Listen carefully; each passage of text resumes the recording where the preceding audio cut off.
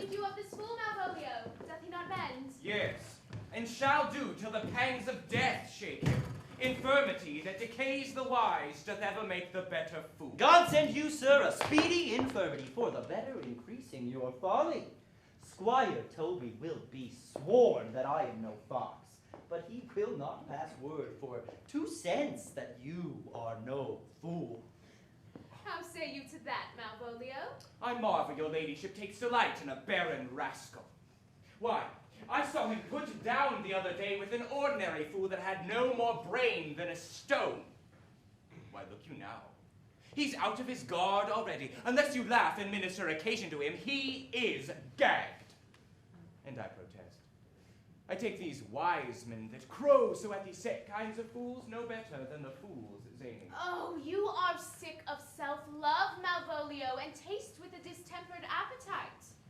There is no slander in an allowed fool, though he do nothing but rail, nor no railing in a known discreet man, though he do nothing but reprove. Now Mercury endue thee with leasing, for thou speakst well of fool. Madam, there is at the door a young gentleman much desires to speak with you. From the Duke Orsino, is it? I know not, madam. 'Tis a fair young man and well spoken. Who of my people holds him in delay? Squire Toby, madam, your kinsman. Oh, fetch him off, I pray you. He speaks nothing but madman. Fie on him. Go you, Malvolio. Be a suit from the Duke. I am sick or not at home. What you will to dismiss it. Now you see, sir, how your fooling grows old and people dislike it. Thou hast spoke for us, Madonna, as if thy eldest son should be a fool, whose skull Jove cram with brains, for here he comes. One of thy kin has a most weak pia mater. By mine honor, half drunk. What is he at the gate, cousin? A gentleman. A gentleman. What gentleman? 'Tis a gentleman here. Plague of these pickled herrings. How now, sot? Good, Toby. Cousin, how have you come so early by this lethargy? Lechery? I defy lechery. There's one at the gate. I marry, cousin, what is he? Let him be the devil, if he will, I care not. Give me faith, say I. Well, it's all one.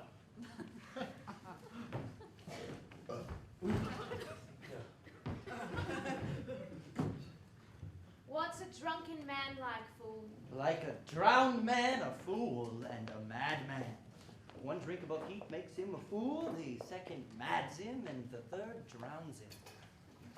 Go thou and seek the coroner and let him sit on my cause, for he's in the 3rd degree of drink. He's drowned. Go look after him. He is but mad yet, Madonna, and the fool shall look to the madman.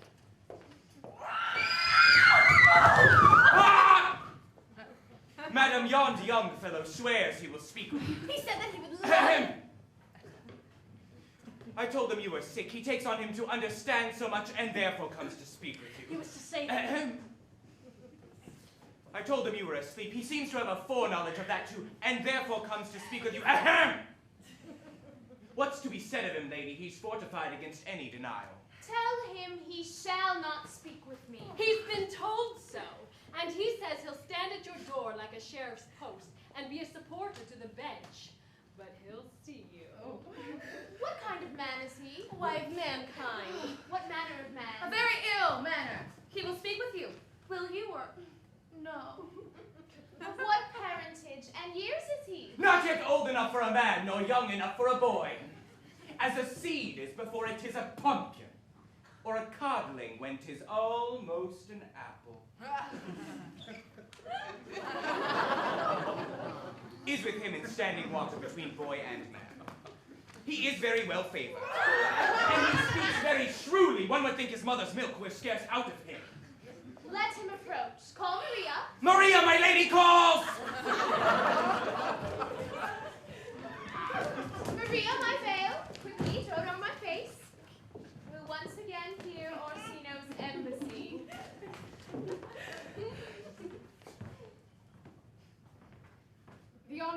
of the house, which is she? Speak to me. I shall answer for her. Most radiant, exquisite, and unnatural beauty, I pray you tell me if this be the lady of the house, for I never saw her. I would be loath to cast away my speech, for besides that it is excellently well penned, I have taken great pains to con it. Good beauties, let me sustain no scorn. I'm very sensitive, even to the least sinister usage. Whence came you, sir? I can say little more than I have studied, and that question's out of my part. Good gentle one, give me modest assurance if you be the lady of the house, that I may proceed in my speech. Are you a comedian? No, my profound heart, and yet by the very fangs of malice, I swear I am not that I play. Are you the lady of the house? If I do not usurp myself, I am. Most certain, if you are she, you do usurp yourself. What is yours to withhold is not yours to reserve. But I will on with my speech in your praise and show you the heart of my message. Come to what is important, Int. I forgive you the praise. Alas, I took great pains to study it, and 'tis poetical. It is the more like to be feigned. I pray you keep it in. I heard you were saucy at my games. And allowed your approach rather to wonder at you than to hear you. If you be not mad, be gone. If you have reason, be brief. 'Tis not the time of moon with me to make one in so skipping a dialogue. Will you hoist sail, sir? Here lies your way. No, good swabber, I am here to hold a little longer. Some mollification for your giant sweetness. Tell me your mind, I am a messenger. Sure, you have some hideous matter to deliver when the courtesy of it is so fearful. Speak your office. I bring no overture of war, no taxation of homage. My words are as full of peace as matter. Yet you began rudely. What are you? What would you? The rudeness that hath appeared in me have I learned from my entertainment. What I am and what I would are a secret as maidenhead. To your ears, divinity. To others, profanation. Profanation. Give us the place alone. We will hear this divinity.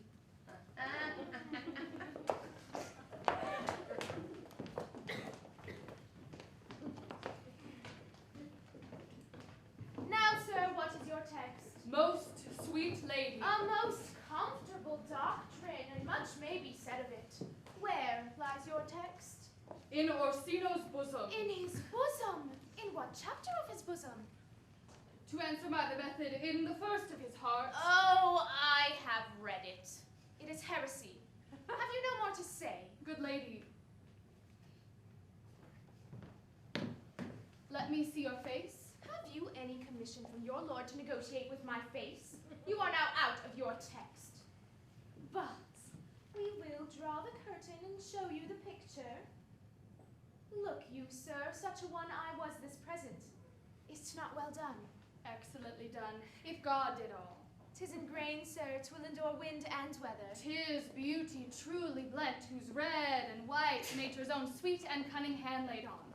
Lady, you are the cruelest she alive, if you will lead these graces to the grave and leave the world no copy. Oh, I will not be so hard-hearted. I will give out diverse schedules of my beauty.